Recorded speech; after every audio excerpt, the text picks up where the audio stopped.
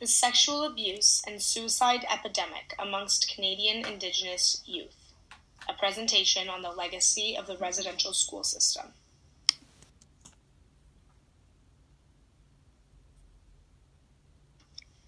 An overwhelming number of Indigenous youth across Canada are struggling with mental health issues.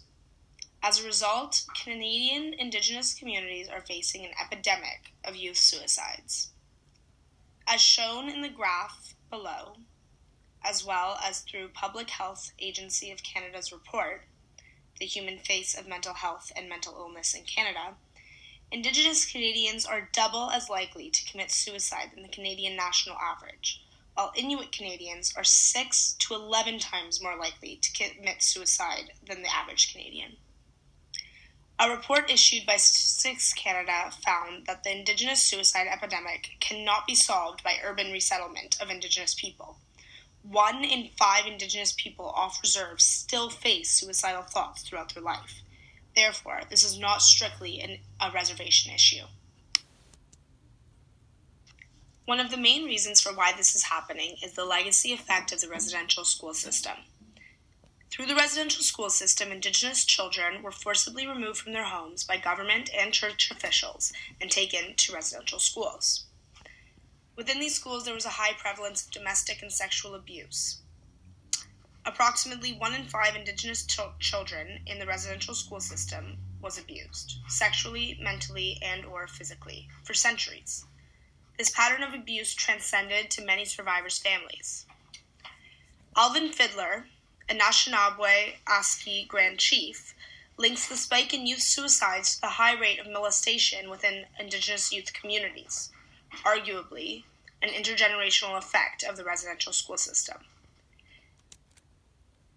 Another reason for the sexual abuse and suicide epidemic occurring amongst Canadian Indigenous youth is inadequate living conditions on reservations. For many Aboriginal cultures, land means more than property. It encompasses culture, relationships, ecosystems, social systems, spirituality, and law. Conditions on Canadian Indigenous reserves are below the national standard of living, allegedly akin to third world conditions. Some scholars link the suicide crisis amongst Indigenous Canadians to the economic hardships or low socioeconomic standard of living in which they are accustomed to on reserves. Improving the wellness of Indigenous people will require a focus on improving the socioeconomic conditions that they face, maintains the Canadian Press and Globe staff in 2017. The spiritual kinship Indigenous people feel towards their land, paired with the poor living conditions that they are faced with on the reservation lands, creates a disjoint in Indigenous communities leading to depression and suicide. But what is being done? The Canadian government is working to provide more sufficient health care to Indigenous youth.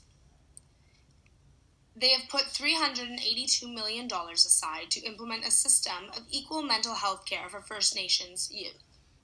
In June, they invested $69 million to employ additional mental health care workers for Indigenous youth in communities across Ontario alone.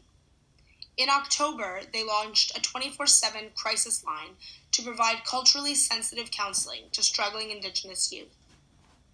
One of the leading organizations working to solve the suicide crisis, commissioned by the Canadian government, is the Centre for Suicide Prevention, as can be seen on the right of this slide. A dialogue amongst Aboriginals and non-Aboriginals alike is shedding light on the troubling issue.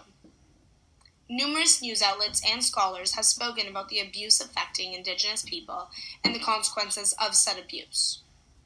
This discussion is putting pressure on the Canadian legal system to take action against these injustices. Burroughs maintains in 2013 that there is a crisis in Canada's criminal justice system relating to the issue being violence and abuse against Indigenous women and children. Yet there has been no significant constitutional response.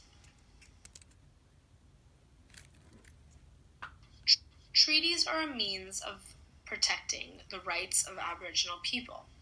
So one might ask, how do Aboriginal treaty rights relate to the youth suicide epidemic? Treaty 6, for example, maintains that there is a treaty right to medical services, a fiduciary duty to provide medicines, a reasonable and legitimate expectation to receive supplemental medicines and healthcare, and an Aboriginal right to health. It is the Canadian government's responsibility to provide mental health care to the Aboriginal youth struggling with mental health issues and suicidal thoughts in Canada. Articles within the Universal United Nations Declaration of Human Rights, such as Articles 3 and 25, reinforce the responsibility the Canadian government has to put an end to the causes of this epidemic. Article 3 states, "Everyone has the right to life, liberty, and security of the person," meaning the Canadian government has a responsibility to protect Indigenous youth's lives and ensure their safety from death by suicide.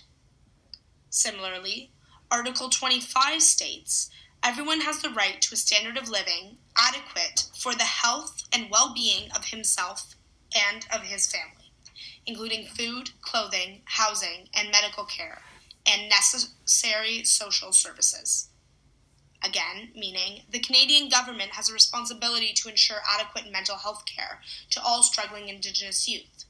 Furthermore, they also have a responsibility to ensure adequate land on reservations for Indigenous people to live safe, clean, healthy lives, comparable to that of the rest of Canada. Let us hope to see a change to save Canadian Indigenous youth.